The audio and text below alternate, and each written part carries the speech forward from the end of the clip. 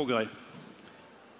Je dédie ces quelques vers à tous les décideurs qui ont fait de l'écologie, la vraie écologie, le plus noble des combats au service duquel le progrès doit continuer à progresser. Depuis la nuit des temps, de toute éternité, par souci de survie, par besoin d'avancer, par peur de disparaître, l'idée même de progrès a été une quête, une nécessité. Les Lumières en ont fait l'unique vérité. Les Lumières en ont fait l'unique vérité, le centre de nos vies et de nos vanités. Ne pas y adhérer est une faute, un péché. Mais ne faut-il pas voir, comme le disait Rabelais, que science sans conscience finira par ruiner l'âme de ceux qui restent, comme le vrai progrès? Nos enfants ne verront-ils pas notre monde décliner sans faire ce qu'il faut pour un jour empêcher que progrès ne rime plus avec progresser? Je viens d'un monde où tout était permis, où rêves et progrès s'embrassent et sont unis. Ce monde, c'est celui sans qui rien n'est construit. Je veux parler ici du monde de l'énergie. Le progrès se développe pour nos économies, mais pas d'économie, nous dit Jean Covici, sans hommes ni machines et donc sans énergie. Le progrès devient donc, vous l'avez tous compris, l'esclave de nos BP, de nos chers TRI. Mais personne n'a vu, ni là-bas, ni ici, ou entendu percer dans la nuit ce grand cri de celles que l'on tue, celles que l'on détruit, celles que par pitié on nomme écologie. Écologie, progrès, le combat est le même. Notre époque ne peut plus décemment dire amen à ceux qui la combattent, à ceux qui la malmènent. Et l'énergie au cœur de tout comme la marraine, en plus de se verdir, se doit de faire sienne l'évolution que le progrès carène.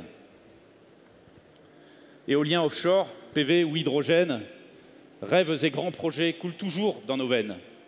Mais ne servent-ils pas, au fond, que des sirènes que, au nom du progrès, la technologie mène, se révélant souvent un boulet, une chaîne,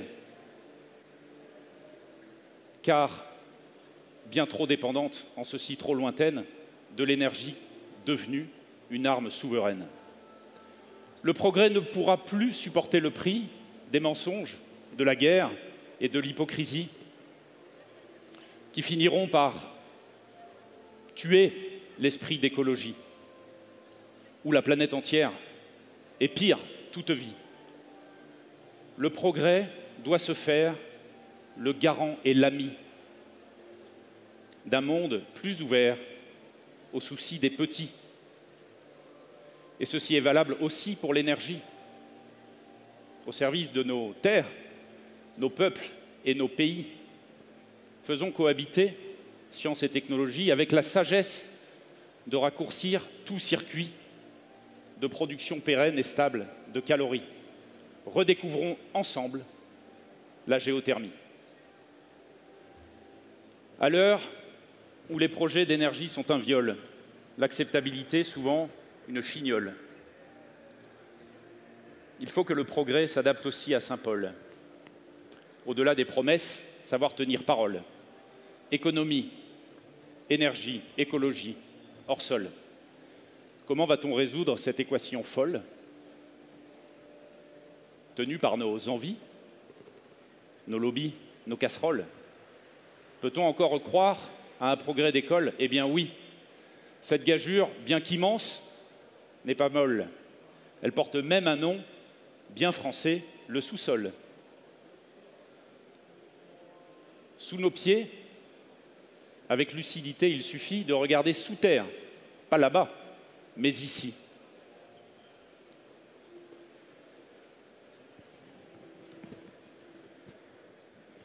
là où l'énergie fait corps avec l'écologie.